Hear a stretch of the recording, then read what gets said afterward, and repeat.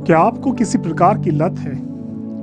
क्या एक ऐसा चुंगल है जिससे आप छूट नहीं पाते, जिसने आपको कस के पकड़ रखा है? ठीक है, आप हिल डुल सकते हैं मगर आप छूट नहीं पाते। हो सकता है आपको शराब की लत है, या हो सकता है ड्रग्स की, या सिगरेट की, या गाली देने की लत है। आप समझ सकते हैं कि इस चुंगल से छूटने के लिए एक संग्राम है जिसे कहते हैं स्वयं से लड़ना। लड़ाई वो नहीं है जो हम दूसरों से करते हैं, लड़ाई वो है जो खुद से है, भीतर और बाहर है। जब स्वयं को मारना कूटना पड़ता है, जब स्वयं की ध्येय को उठाना पड़ता है, तब पता चलता है संग्राम कितना बड़ा है।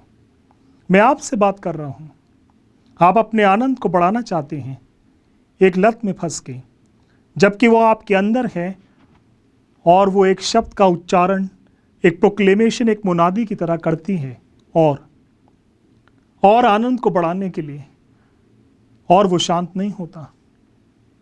और हर प्रकार से हम अपने आप को स्वतंत्र करना चाहते हैं, मगर वो हमें बांधता है, बंद करता है। और हम अपने आप को उभारना चाहते हैं, मगर वो हमेशा पकड़ता, खींचता, हमें नीचे दबाता है। और से मैं कैसे बचूंगा? ध्यान से देखिए, जहां से ये शुरू हुआ था, आप वहीं पर जाकर बच सकते हैं। इससे पहले कि मैं शराब की बोतल पीता, वहां पर एक वचन लिखा था, ये स्वास्थ्य के लिए हानिकारक है। इससे पहले कि मैं सिगरेट पीऊं और फूंक फूंक के अपने फेफड़े जला दूं, वहां पर लिखा है इसे पीने से लंग्स का कैंसर हो सकता है। इससे पहले कि मैं गुटखा खाऊं और वो मुझे लत में जकेड़ ले, उस पर पहले ही लिखा था कि इससे कर्क रोग कैंसर होता है। आप ध्यान से देखिए, वो हर जगह आया।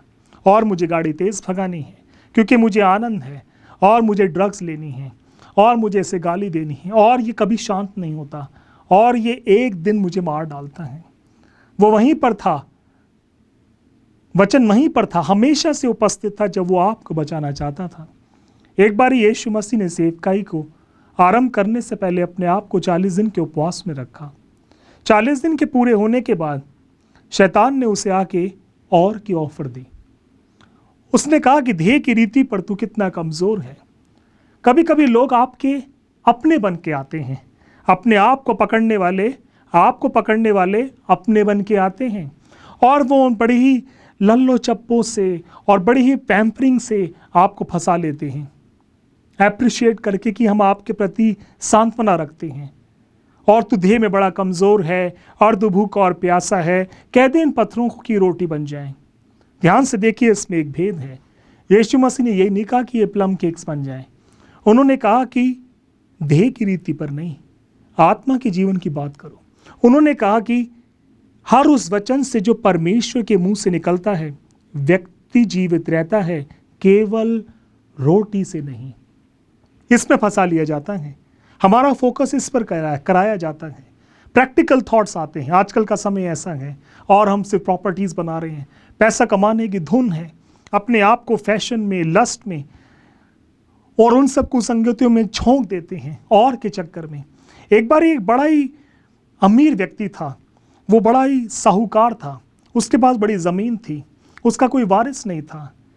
जब भी गांव में कोई आता था, उसे पकड़ के उसके पास ले आते थे। वो एक शर्त रखता था कि ज़मीन को पैदल पार करके वो शख्स जितना चल लेगा और शाम को सूरज ढलने से पहले आ जाएगा, वो सारी ज़मीन उसकी हो जाएगी।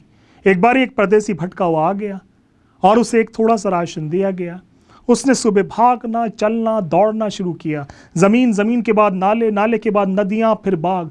उसे बाद में याद आया उसने राशन खाया नहीं, सूरज डूबने वाला है। वो फिनिश लाइन पर वापस आ रहा था। ध्यान से देखिए, इससे पहले कि वो फिनिश लाइन तक आता, वो इतना एग्जॉस्ट हो गया था कि वो नीचे गिर पड़ा।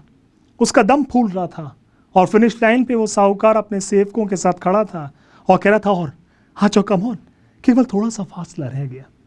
मगर वो व्यक्ति सिसक के, रिगड़ के मर गया। और उस साहूकार ने कहा, और कितनी ज़मीन चाहिए एक व्यक्ति को जिंदा रहने के लिए इस संसार में, और इसे ले जाओ और गाड़ दो 6 गज ज़मीन के नीचे, और कभी मरता नहीं और हमें मार डालता है। आप संसार में इसे जीत सकते हैं। यीशु मसीह ने जब कहा परमेश्वर के वचन के द्वारा, तो उन्होंने अपने आप को सिंप्लिसिटी में रखा। सादगी एक महान आत्मा का फल है। आप सादगी से अपने माँ के वचन को, पिता की गाइडेंस को, अच्छे दोस्त की संगति को, अपने स्कूल की गरिमा को, अपने खानदान की इज्जत को बनाए रखने के लिए उसके सेवक की रीति पर उसे ढोएं, सादगी का जीवन बिताएं। Simple living is high thinking. उन सब बातों को आप ध्यान में रखें। वो हमेशा आपको बचाने के लिए पहले ही वहां खड़ा था। इससे पहले कि आप उस सुरक्षा चक्रवचन से बाहर आते, वो आपको बचाने के लिए आया था। मैं आपको एक मनन देता हूं, अगर यीशु मसीह एक महान कार्य को करने के लिए परमेश्वर के वचन पर समर्पित था, तो आपके लिए ग्रेट ऑफर है। अगर आप परमेश्वर से बात करना चाहते हैं तो उसका हाथ नीचे आपको आके बाइबल पकड़ाता है। क्या आप अपने आप को डेली डिवोशन में रखना चाहेंगे? क्या आप उन बातों में मेडिटेट करना चाहेंगे और ये जानना चाहेंगे कि धरती पर मेरे आने का उद्देश्य क्या है, या आप और बस यूं ही मर जाना चाहेंगे? यह आपकी चॉइस है।